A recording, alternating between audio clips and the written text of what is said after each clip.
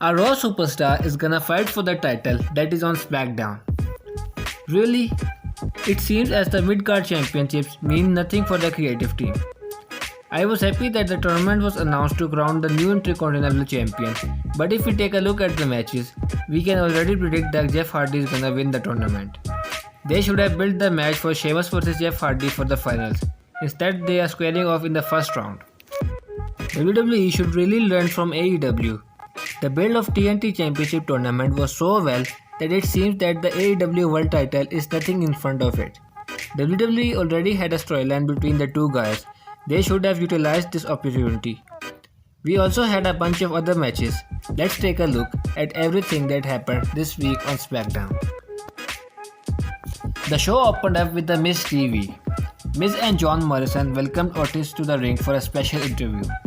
The Miz congratulated him on his victory, and Otis said that the biggest accomplishment of his career is still winning over Mandy's heart. The A-lister and the Friday Night Delight mocked Otis' weight, and the Miz lost his cool. He yelled at Otis and called him an embarrassment. He demanded Tucker to come out for a tag team match, but Otis said that he wasn't in the building. The Miz told him to get any partner he wanted and wished him best of luck. Otis is a great character who is already popular. His charm will get him a long way, but he needs to develop a character a bit more if he hopes to be a single star. The Miz losing his mind made perfect sense for a character. If Otis gave any indication that he knew he was being mocked, this might have been a better segment. The first match of the IC title tournament saw Elias take on his current rival and the man he cost Money in the Bank briefcase, Baron Corbin. Elias started off strong, but a few lefts and rights from the King put him on the mat. Corbin kept him down in a submission for a couple of minutes. Elias was able to escape and clothesline him out of the ring so that he could recover. He climbed to the top of the ring and took Corbin down at ringside with a dive. After the break, Corbin took control and beat Elias down in front of the announcers. The next several minutes was a series of near falls from both men. Corbin smashed Elias' guitar, which led to a single rolling him up for the win. Corbin and Elias are two superstars who do not get enough credit for their athleticism. The King is a great heel, and Elias is just as good at playing a heel or a face. The rivalry has been a slow burn over the past several weeks. This was a solid chapter, but it doesn't feel like it is the end.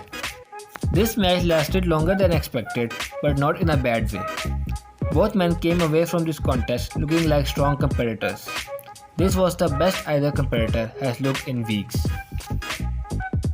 The second match of the night saw Naomi take on one of the standout performers from Sunday's Money in the Bank match, Dana Brooke. They kept things civil at first, but Naomi was the first one to throw a few kicks. Surprisingly, Dana Brooke scored a quick win with a sit-down cover. It looks like the WWE is going to keep these two involved with each other for the time being. Naomi looked mad after the loss, so there's a possibility that she will turn heel.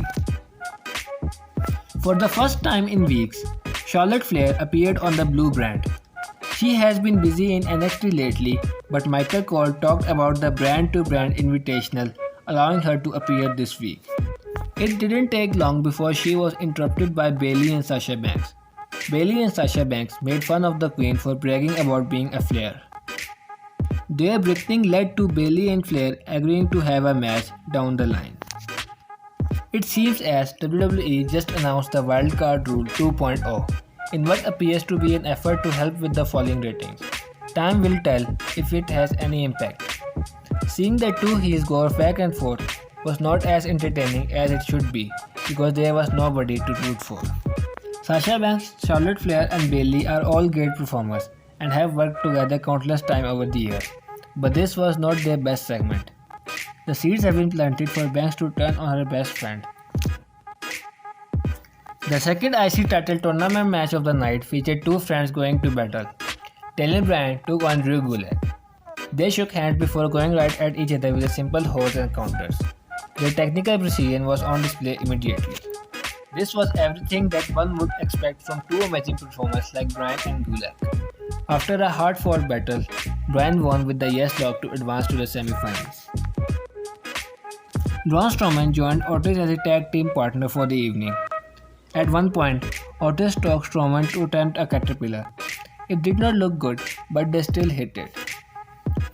We returned to see The Miz controlling the pace against Mr. Money in the Bank.